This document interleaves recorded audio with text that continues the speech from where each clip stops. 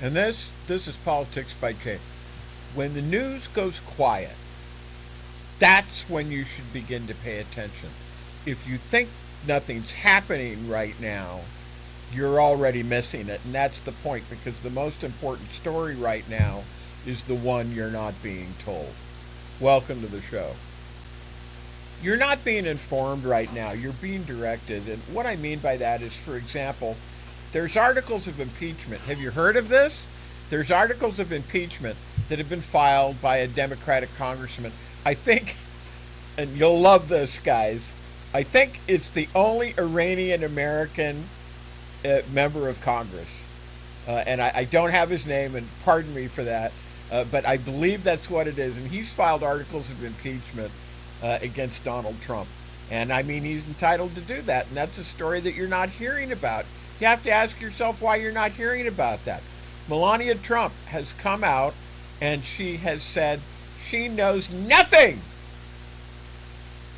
Like Sergeant Schultz in Hogan's Heroes. I know nothing about Jeffrey Epstein and Ghislaine Maxwell. I know nothing. Sorry to get a little excited there. I'm remembering my old Hogan Heroes days. But this is plainly not true. It's not true. She does. She knows everything about it. And why is she coming out and doing this? You have satellite companies have been ordered by the Trump administration not to publish any photos of what's going on in the Iranian war right now. And of course, satellite imagery, it's really good. The look down imagery is good. You can basically see everything that's going on, and they're ordering them not to do that. Other areas of the world, perfectly fine. You can do that all you want. The Gulf and the Iranian war, forget it. Lebanon, forget it. Never mind those bombs that are falling on Lebanon. Because you have to laugh at the absurdity of it, the ridiculosity of it. Never mind those attacks on Tehran. Never mind that Israel can't defend itself. Never mind that they're shooting down or probably shooting down our planes, but you don't know because you're not being told. There is, and I talked about this yesterday on Saturday's show. I talked about the fact that during the Vietnam War, it was all over the news, and it's pretty much with the Gulf War too. You had the same situation with the war in Afghanistan. You had the situation with the war in Iraq. It was pretty much all over the news. This is a different story entirely. Nobody knows anything about what's going on, and there are leaks. You're hearing some things come out, but you don't know anything. So this is the premise of what we're going to be talking about today on Sunday's show. And welcome to the show, by the way. Welcome to 2026. Welcome to KCAA. Welcome to YouTube or Rumble, which we're also on. And welcome to the fight, because we've got a midterm election coming up, and we need you. We need you listeners. We need you viewers. Welcome to the show. It's time to get some political education. It's time to talk about some stuff. And here we go. What they don't tell you and why you don't see it. Have you ever noticed something? And I just mentioned it to you. That there are moments in the news cycle when it just goes quiet. Oh, the New York Times reported today, and they're part of it. They're part of the failed, corrupt, controlled corporate media that has failed in their mission and requires digital media, requires alternative media, requires shows like Politics by Jake and my colleagues who are out there trying to get out the truth and trying to orient you guys, because traditional media sources have utterly failed. The New York Times is in on it. What the New York Times did report, and it's almost laughable when you look at it. Let me just read it here. U.S. and Iran hold historic high-level peace talks, and there's a photo of Mr. Hillbilly Elegy himself. That's right, J.D. Vance, the person who didn't let an education at Yale spoil him. He's still Mr. Hillbilly. Vice President J.D. Vance and Pakistan's Prime Minister Shehbaz Sharif. This is indicative of the controlled expressions that are going on and the selectivization of stories. And if I were to talk to the New York Times, they'd say, oh, well, we have stories all the time, we select all the time, and we can't tell everything. This isn't that. This isn't what I'm talking about. I'm talking about the hiding and the holding back of stories. I'm talking about, frankly, the propagandistic aspects of that. I said we were going to talk about David and Larry Ellison yesterday.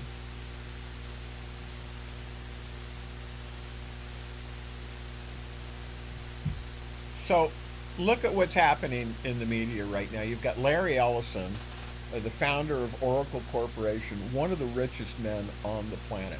He's like the sixth, literally, he's like the sixth richest man on the planet. And then you've got his son, David Ellison. And if you look at pictures of them, you look at this, boy, here's a couple of swells. Most people don't know his son, but he runs Skydance Media. Skydance has been lining up a deal to take over Paramount Global, which owns CBS.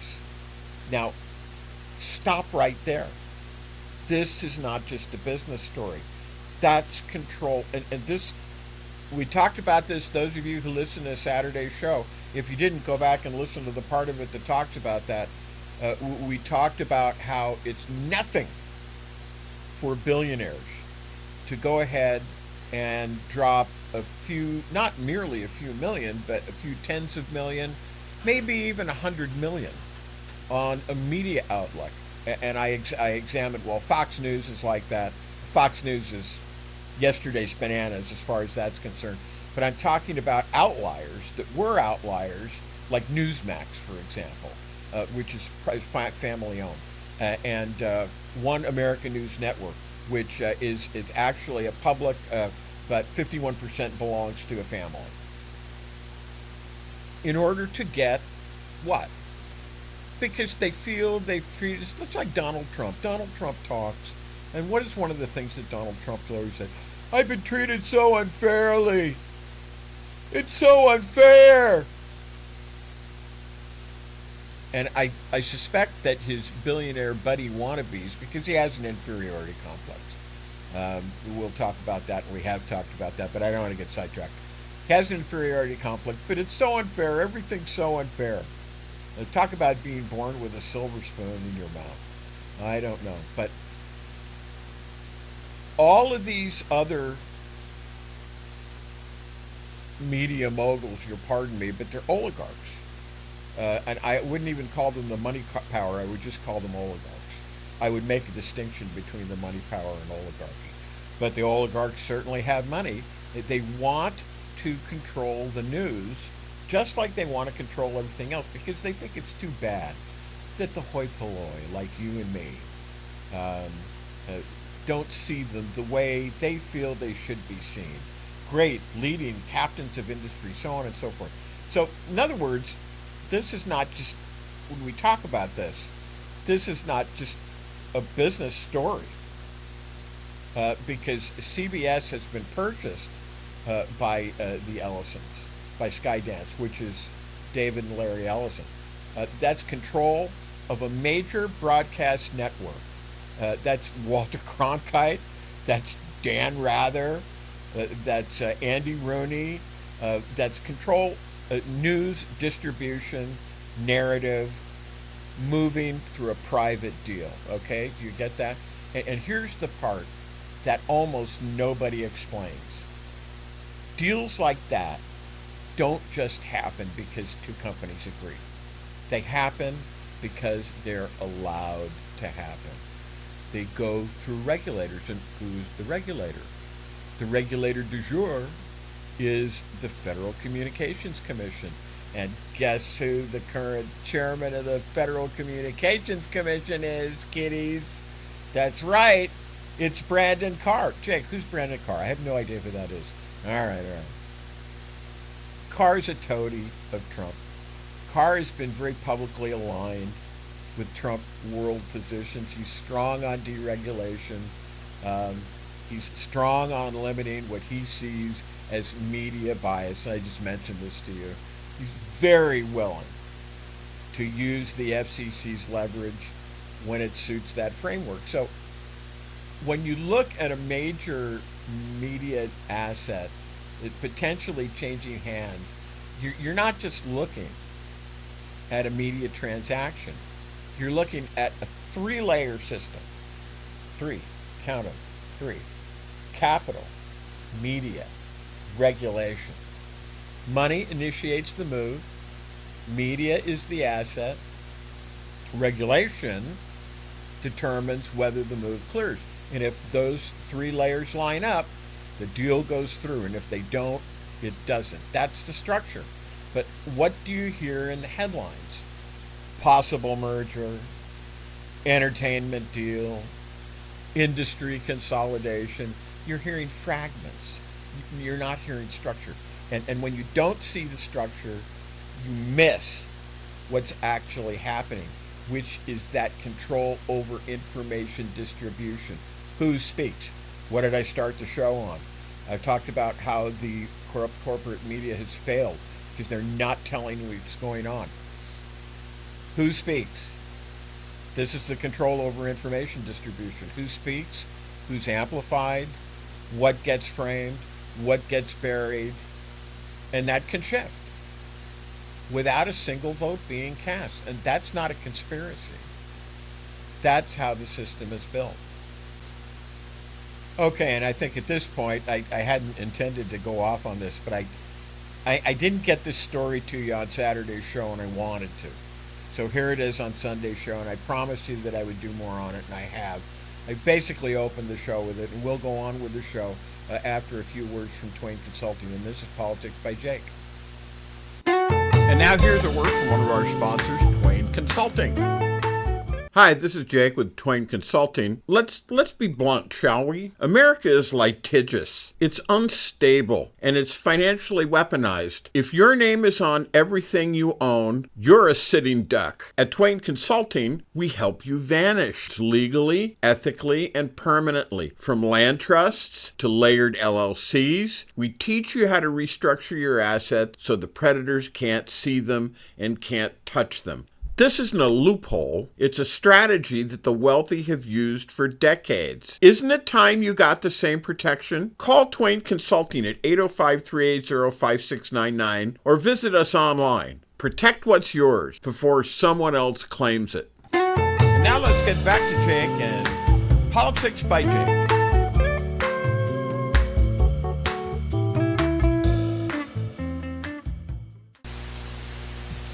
Okay, and this is Politics by Jake, and we are back. So, getting back to what we were talking about, when the news cycle goes quiet, people think, well, maybe nothing's going on. And actually, like I said, if you look at the front of the New York Times, you could think, oh, well, it's all quiet on the Western Front, so to speak. But it's not that nothing's happening. It's that nothing's being explained. And when that happens, people think, well, maybe nothing's being explained because nothing's going on, because surely the New York Times would explain it to us. Surely CBS News, oh, wait a minute, owned by the sixth richest man in the world through a company called Skydance. Skydance is just a structure, by the way. Don't get fooled by that, okay? It's just like saying One American News Network is a public organization. 51% is controlled by a family. It's controlled by a person. It's controlled by a billionaire. And when you own 51% of a company, when you own, which means that you own 51% of the shares, you own the company. Everybody else can own 49%, and it doesn't matter because you own it. You have a clear majority. So we should not really acknowledge that and think that everything's wrong. So that's wrong, as I said, because those are moments when you're not being informed, you're being guided. So let's talk about how that actually works, shall we? No matter where you look, the message seems to be the same. We're losing, we're behind, we can't win, it's already over. You hear it from media, you hear it from academics, you hear it from people whose business model is grabbing your attention. And here's the first thing that you need to understand. That message is not neutral, it is incentivized. Because saying everything is collapsing, that gets clicks, that gets attention, that gets a reaction. But saying the situation is complex but stable, nobody listens. So what do you get? You get a steady stream of pessimism. Not always because it's true, but because it works. And if you hear it long enough, you start to believe it. And once you believe it, you start making decisions based off it. Like pull back, like disengage, like get out. Sounds reasonable until you understand how systems actually work. Systems don't collapse all at once. They collapse step by step. They collapse quietly. They collapse incrementally. And every step feels justified when you're inside it. You reduce presence somewhere. You don't call it a retreat. You call it a recalibration. But what does the system see? It sees a loss of position. Now allies reassess, not emotionally, but strategically.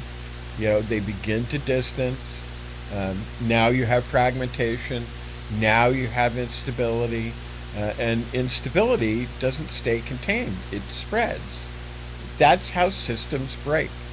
Not with one decision, but with a chain of them. Each one sounds reasonable. Each one moves you further down the line. Here's the part that almost nobody mentions. You're not being shown the structure. You're being shown fragments. You're told names. You're told countries. You're told conflicts. But not how they actually function. You're given headlines, not systems. Headlines don't do systems, they do reactions.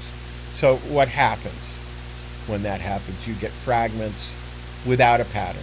And without a pattern, everything feels disconnected, confusing, uncertain. And when things feel uncertain, you hesitate. That's the loop. You're told just enough to stay concerned, but not enough to understand. And without understanding, you can't act. Now, bring that forward to right now. There's a hole in the news cycle. Coverage is fragmented. Some things are there, other things barely get mentioned at all, and that's not random. That's selection. Every system filters information. The question is what gets filtered out. Because the absence of information, that's information. If you're not seeing something clearly explained, there's a reason for that. And if all you're getting is pieces without structure, then what you're reacting to is presentation, not reality. So the question isn't what's happening. The question is, what else am I not being shown here? Because once you understand that, you're not reacting anymore. You're observing. You're not absorbing the narrative. You're not saying, okay, this must be how it is. You're analyzing the system. And once you do that, everything looks different. Now ask yourself this, will you? How often do you hear that explained clearly? You don't. You hear pieces, you hear reactions, but you don't hear the structure. And when you don't hear the structure, everything feels disconnected. It feels confused. It feels uncertain. And when things feel uncertain, you hesitate. And that's the loop. Like I said, you're told just enough to stay concerned, not enough to understand it. Without understanding, you can't act. Now, here's the part that matters. This doesn't mean that you should panic. This doesn't mean that you should overreact. It just means that you should have clarity. Because there's a difference between fear and awareness. Fear freezes you. Awareness sharpens you. And right now, most of what you're getting isn't designed to sharpen you. It's designed to numb you. It's designed to dull you. It's designed to keep you in that middle state. Unconcerned, but not clear about what's going on. watching but not moving. And while that's happening, real decisions are being made, real movements are taking place, real consequences are unfolding, with or without your awareness. So the question isn't, is the world dangerous? The question is, are you seeing it clearly? Because once you do, you stop reacting and you start understanding. And that's where control begins. And this is Politics by Jake, and we'll be back. And now here's a word from one of our sponsors, Twain Consulting.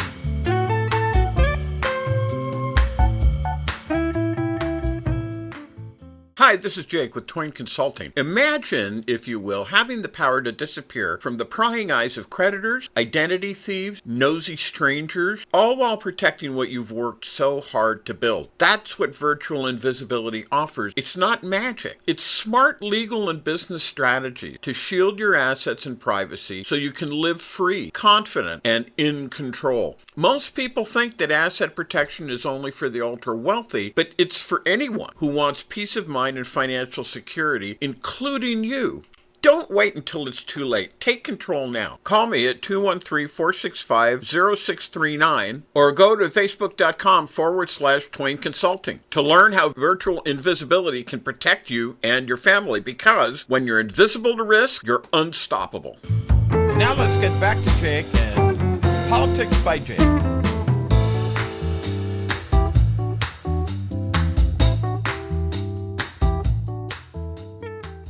Okay, this is Politics by Jake, and we're back.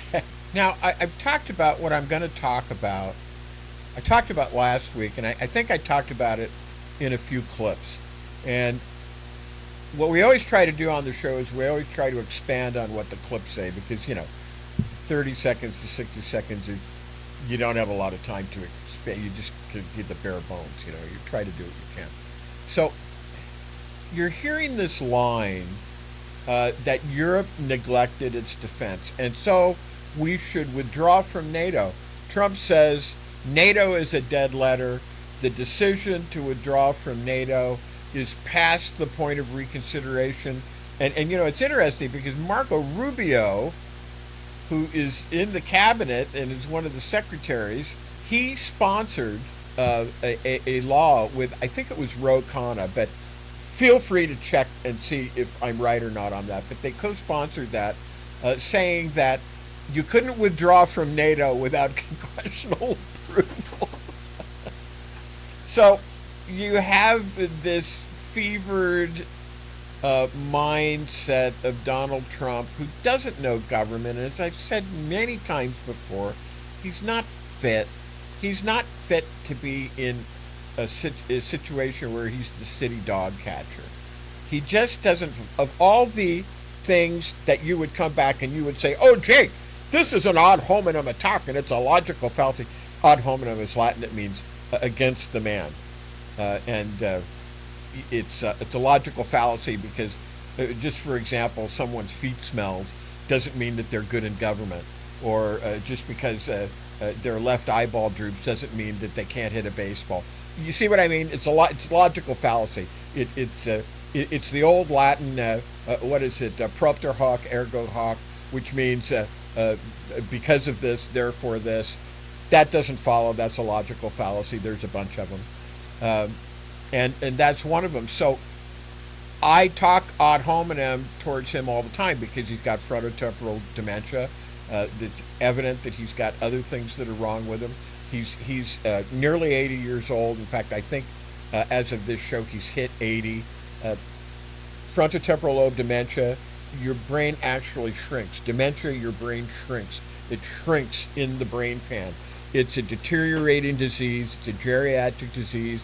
It's a disease that comes about as a consequence of aging. It does not get better. There is not a pill that you can take in order to get better. He's not fit. He needs to be removed. And of course, we have, lest anyone think, oh, Jake's advocating. No, Jake's advocating nothing. Jake's advocating 25th Amendment. Jake's advocating impeachment. These are all political remedies. They're all perfectly fine. Von Clausewitz said that politics is like a war, and he said because it channels the instincts of men. the murderous instincts of men into more socially acceptable means. But it's like a war. It's just that those instincts are channeled so that, nobody gets killed. Hopefully, at least that's the idea. So, getting on with what I was saying, you are hearing this line from Trump, and there are things of Trump that I agree with. And amazing to say. And there are things, and those of you who listen to me, you viewers and you listeners who on KCAA in Loma Linda and Los Angeles County and Riverside County and San Bernardino County who listen to me and are not viewing but are listening, you've heard me say this before. I'm very anti-Trump. I'm very anti-MAGA. I could write a book just based on the radio broadcast and the podcast that I've done talking about how that, but you don't have to be for a lot of these things, and you don't have to necessarily agree, and this is a logical fallacy also. You don't necessarily have to disagree with everything the guy says. And this is one thing that I don't disagree with so far as it goes. And that is that Europe, the allegation that Europe has neglected its defense. And I agree on the surface. On the surface, that's true. But it's only true so far as it goes. And if you were to look beyond that statement further, it would be folly. It would be rank folly to take the statement as anything more than face value, because it's not all the story. That's just the beginning of the story. Look, Europe comes out of World War II, okay? They're devastated. The United States is just like a candy store compared to what Europe lay in ruins. And they came out of World War II and they were devastated. They were traumatized, post-traumatic stress syndrome, all over the place. Not only with the war fighters, but with the populace. And what happened? Almost right away, not like immediately, like the curtain doesn't drop on World War II and then we go into the next thing. It's not like that. But almost immediately, we go into a phase called the Cold War, which lasted until about, 88, 89, 90, whenever it is that the Soviet Union fell. Whenever the wall fell in East Germany, that's not the same thing. Whenever the Soviet Union fell and became the Russian Federation. And they lived under that pressure for decades, for about 30 years. So, let's call it, just for the sake of argument, let's call it 50, 60, 70, 80, almost 90, almost 40 years. Thereabouts. Upwards of 30, certainly. So you have World War II, then you have just a few years where things are relatively stable and they're rebuilding, somewhat. And then you have a situation where they go right into the Cold War. And they lived under that pressure for all that time. And then when the Soviet Union collapsed and that threat disappeared, they didn't fail. They stepped out of what had been for all that time a permanent state of danger. So when you hear this idea that Europe somehow failed or that we ought to withdraw from NATO because, they don't care about us, and they understand what that is, okay? That's a stalking horse. That's a cover story. That's a lie, because what is really being pushed is division. Somebody, and I'll give you 3 guesses who, and I feel comfortable enough saying that the first 2 don't even count. Somebody wants to destroy NATO, and somebody has got a butt boy in the White House who's willing to do whatever he said. What? Did I hear? What did you say? The radio engineer just said, what? Vladimir Putin? Vladimir Putin, surely not. Surely not. Joe Pagano, one of the engineers. Surely not. What? Well, Joe said, yes, it's true, and stop calling me Shirley. Back to the show. Vladimir Putin seeks to destroy NATO. And he's got a compromise with Donald Trump. Say what you want. People comment all the time on me. They say all sorts of things. I'm okay with it. That's the beauty of the country. We have the freedom of expression. And that's not new. That happens all the time. They want to fracture the alliance, and they've always been after fracturing the alliance. And we're going to go into this, and you're going to see why this is. You're going to say, well, Jake, they want to fracture the alliance. Why do they want to fracture the alliance? I'm going to tell you. That's strategy because, in other words, you have the situation. And I admit the situation, that this is a problem, that the whole idea that after the horror of the continued presence, the pressure and the unpleasantness, because the Russians the Soviets, were right there in Berlin. They were in Berlin. And the only thing that stopped them was NATO, and it was nuclear weapons. And it was the tank battalion that was there. That honestly, if the Soviets had come over the wall, they would have been completely destroyed. But they're like a canary in a coal mine. And you know the concept of the canary in the coal mine. Miners in the old days, they may still do so. Although I think that mining has come a long way and is not the dicey enterprise that it was at one time. Miners would take a canary into the coal mine with them because if there was a gas leak or if there was poison in the air, the canary in the cage would die. And they knew when they saw that they had to get out of the mine because there was danger. That's the old saying, canary in a coal mine. So that's what that brigade or battalion, that tank battalion was there. That's what they were there for. And it was dicey for them to be there, but they needed to be there because they were the canary in a coal mine. So, I mean, Europe got out of the Second World War, like I said. They immediately went into the Cold War. They were one of the ones who were going to be most threatened by Russia, nay, the Soviet Union, with the land invasion, because Russia has always, and what they wanted to do is they wanted to go to Paris. And we're going to talk about Peter the Great went to Paris. Peter the Great actually went to England. But it's always been the desire of the Russian leaders to overcome the West and to go to Paris. They all want to go to Paris. You see this continual expression of Putin. No doubt feels the transmutation of desire. It's a transmutation of the desire of the Huns who got to Rouen, I think, and they got no further. They were stopped by, I think it was Charles Martel. It's unquestionably the desire of the communists, and you know, Putin is a communist. He's a revanchist. He wants the land back that the Soviet Union lost. Revanche. That's a French word. It means revenge. He's a revanchist. He wants revenge. So this was a great stress on Western Europe. And when it is alleviated by the falling of the Berlin Wall and the breakup of the communist regime, the Europeans kind of went on holiday. And who can blame them? Holiday from all that stress. And you know, I think we can excuse them. And I feel to excuse them.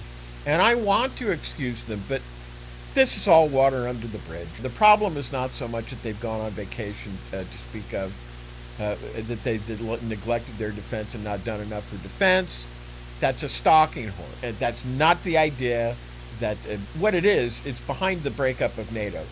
It's to facilitate the breakup of NATO and to sow so much discord, and this is what the Russians continually do.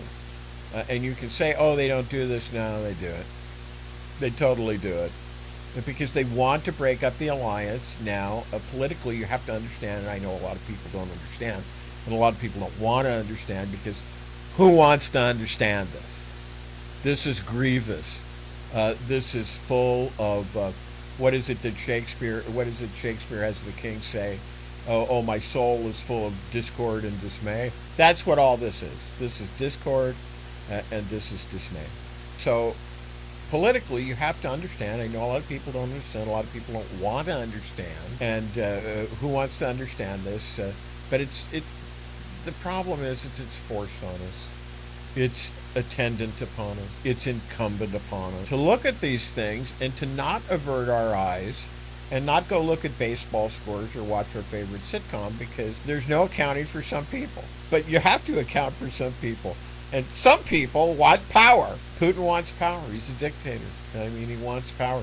He actually needs this to bolster his sagging regime, because the Ukrainians are just giving him such a pasting.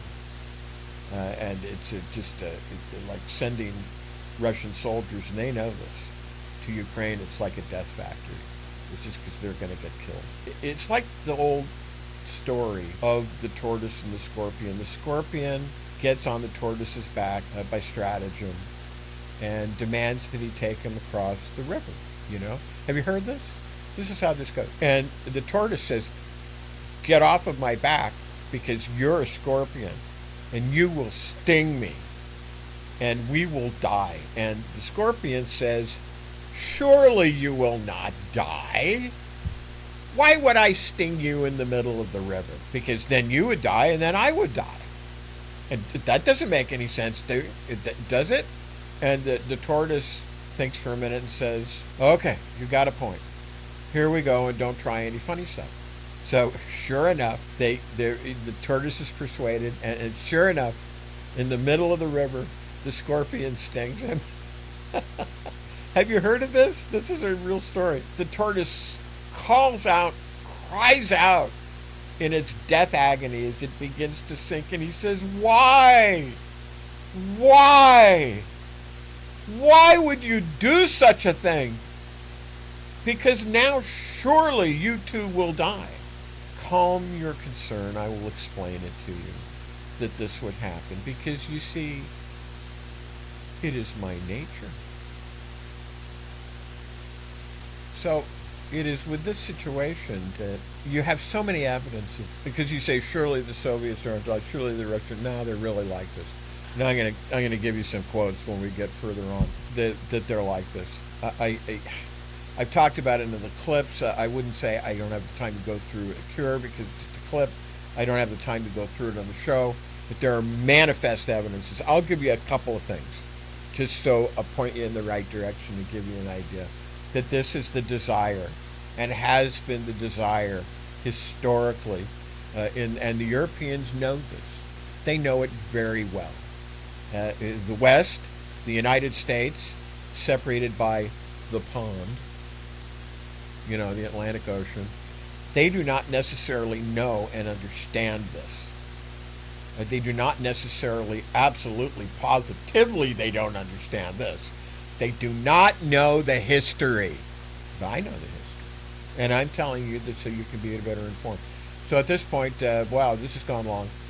Let's cut this segment short. No, actually, we have more to this segment. And I'm going to tell you, and I'm going to give you some of the evidence that you want, so you have some bearing on this. This is Politics by Jake. We'll have a commercial, and we will be back. And now here's a word from one of our sponsors, Twain Consulting.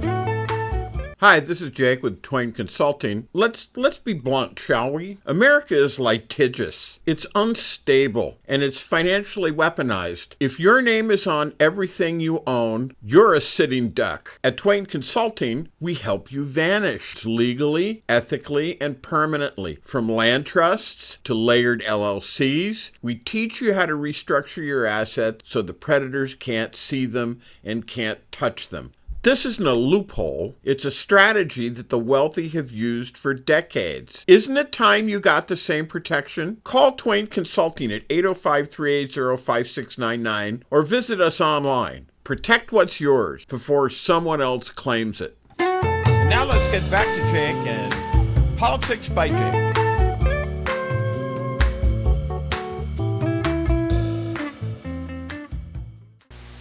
All right, this is Politics by Jake, and we're back. And I checked during the commercial, and Mary Trump, Donald Trump's niece, who has been disinherited, board certified clinical psychologist, and she is part of this alternative digital media that I'm talking about that is necessary because of all of the things that are going on, and how the corporate controlled corrupt media have been voluntarily muzzled. They've muzzled themselves.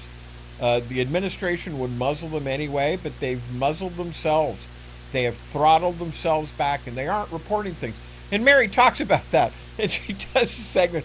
I guess it's a kind of a situation where great minds think alike, but she has. I was talking to Joe Picano, one of the engineers, about it during the break, and you have this situation where she's talking about the very same thing. So she's a colleague.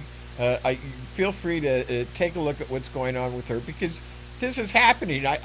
They what's that old biblical saying? In the mouths of two witnesses or more witnesses shall every truth be established. And so you have that situation going on, and we have none other Mary Trump, board certified clinical psychologist, saying the exact same thing. So there you go. So I promised I was going to give you more on this, and I will. And so here we go. And I'm a little worried because it's kind of lengthy. I don't know if we're going to get to all of it. But I said that Russia has always looked west, and they have. But not just to observe, to complete something. Okay? Because when Peter the Great went to Europe on his, it's billed as a sightseeing tour, but it wasn't just that. Peter wasn't called the Great for nothing. He wasn't just sightseeing. I'm sure it was fine. I'm sure he was received in all the courts of Europe at that time, and they just thought he was a swell guy. He was investigating. He was measuring power. And he came back with one conclusion. Russia does not follow Europe. It meets it, and eventually it must either match or surpass it. But actually, that instinct is older than Peter. Under the Mongol Empire, Russia absorbed a different logic. Power expands, or it gets crushed. No natural borders. Oh, okay, I was going to say that. I'm getting ahead of myself. No natural borders, no permanent peace, only pressure moving outwards. Then comes the civilizational claim. After Constantinople falls, Moscow steps in, and the Byzantine system, which I prefer to call the Eastern Roman Empire, because that's really what it was. But it was all about the emperor worship, and it was about worship of the emperor, not unlike the Western Empire, but more so. And the Russians get that concept from this. And they get the concept that they're the third Rome. Not Europe, not Asia, but something else. An empire that bridges worlds. Now, where did this come from? You have Philotheus of Pskov. Who the heck is that? He's one of these crazy Russian monks. He lived around the early 1500s, about 1510 to 1520 range is when he said these things. And he wrote to, and remember, the Byzantine Empire, the Eastern Roman Empire, fell in 1453 AD. And there's some interesting stories about that. Venice had sent a fleet to help, but they got there 2 weeks too late. There's a lot of interesting stories about it, but they fell in 1453. And in all the courts of Europe at that time, there was great consternation that the Eastern Roman Empire had fallen, because it was like, who is going to fill, and you know the old saying, power abhors a vacuum. Who's going to fill this slot? And there was a great deal of talk about it. A great deal of talk about it in the courts of Europe and all over. And so you have this Philotheus, his name was Philotheus, of Pskov, and he wrote a series of letters to Grand Prince Vasily III of Moscow, and he also wrote these letters, same letters, to church officials, including the Metropolitan. This is the line that you can basically distill out of what he said. He said, and I'm just taking it off the top of my head, he said, "Know thou, O Prince, that two Romes have fallen. The first Rome on the Tiber," look this up, this has happened, Philotheus. Philotheus of Pskov. Pskov is spelled Pskov. This happened. Two Romes, he wrote, O prince, have fallen. The one on the Tiber, and that was Rome in Italy, and the one on the Bosporus, and that was Constantinople. That was the Eastern Roman Empire. And know thou, O prince, that yours is the third Rome, and a fourth there shall not be. Well, that's pretty heavy stuff. So it basically boiled down to the Rome in the West had fallen, Catholic, corrupt. It became Catholic, corrupt. Constantinople, and the whole idea of Constantine and Catholicism being accepted as the religion of Rome. That's a whole other story. There's no way that we'll get in time to talk about that today. We will, though. Constantinople was the second Rome, city of Constantine. Fell to the Ottomans, like I said, 1453 AD. And then Moscow, according to this prophecy by this mad monk, Philotheus, was the last true center of Christian empire. Not just religion. Legitimacy for empire. Final authority. So from Philotheus to Stalin, the language changes, but the idea doesn't. Authority expands to the limit of its reach, and then it justifies itself after the fact. So, in other words, Philotheus really gave Russia its destiny. And in those days, Russia was called the Rus, which means the red. Philotheus gave it its destiny. Stalin gave it its machinery. So this is really why. And all of the people in the church, they all know this over there, the Eastern Orthodox Church, they all know this stuff. Philotheus is why Russia sees itself as central. The Mongols are how power behaves, expansion, pressure. The Soviets were the modern execution of that logic. And I haven't talked about Alexander Dugin yet. We're going to talk about him in a minute. Duginism, Eurasianism, is the explicit articulation of the endpoint, and the endpoint is the Atlantic. So, civilizational claim, right? After Constantinople falls, Moscow steps in. Third Rome, not Europe, not Asia, something else, an empire that bridges world. Now, fast forward, that idea never died. It never died. Now I'm going to tell you about Duginism. That's what I said I was going to tell you about. Enter Alexander Dugin and Eurasianism. The claim is simple, and it's enormous. And this is what Putin is very compelled by. Putin is all about this. All about this. It's called Eurasianism. Or it could be called Duginism, because Duginism is basically the brain trust. He's kind of the father of the idea. Given that it's a continuation from the mad monk Philotheus, which, I've already talked about, from the Pacific, Russia is not a country. It's a civilization, and it spans continents. From the Pacific to the Atlantic. This is what it is. This is not metaphorical. This is strategic. This is logistical. This is real. So when you hear this, and this is real, this is like that movie Once Upon a Time in Hollywood, where Tex from the Spawn Ranch comes in and he's pointing the gun at the Brad Pitt character, and he says, "This is as real as a donut," and then he utters an exclamation. This is as real as a donut. And suddenly, when you hear this, you have the old pattern, don't you? Snapping into focus. Byzantine, Eastern Roman Empire inheritance, imperial identity, because they were so much about that. Tsarist and Soviet eras, westward pressure. Eurasianism is the blueprint, two oceans, one continuous sphere of influence. So when you hear the word ceasefire or containment or regional conflict, understand the deeper frame, will you? This isn't about holding ground. It's about shaping the map.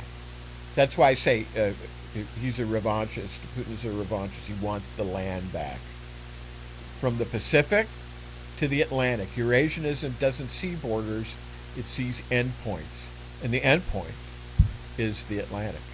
All right, and we have a little time left, so I want to give you some statements so that you know that this is not me making stuff, and it isn't, because you can look in Wikipedia, it's there, it's just all over you find. Philotheus Episcop. You have, they didn't usually say, like the Soviets didn't say, oh, we're going to the Atlantic, but Lenin was all about revolution, and it was a worldwide revolution, and they tried to export the communist revolution whenever and wherever they could. So they didn't say we're going to the Atlantic outright, but the doctrine and the language point straight at it. Okay? So Vladimir Lenin says the existence of the Soviet Republic alongside imperialist states is unthinkable. It's unthinkable. And Putin is a communist. Well, he's actually an autocrat. He's actually a dictator. But he comes from the old KGB. He was raised in the communist system. All I can say is leopard doesn't change its spots. So the existence, Vladimir Lenin said, of the Soviet Republic alongside imperialist states, that would be Western Europe, that would be the United States, that would be Australia, that would be everything else. It's unthinkable. One or the other must triumph. So the translation on that is coexistence is mere temporary situation. Expansion, ideological, or territorial is inevitable. And like I said to you before, who wants to think about these things? That there's some crazy people in the East, and we defeated them, and yet they're back again. We defeated them in the Cold War, and they're back again, and they're still doing this. This is it. Joseph Stalin, 1949. He said this war is not as in the past. Whoever occupies a territory also imposes upon it its own social system. Everyone imposes his own system as far as the army can reach. And that is pure geopolitical reality stated nakedly.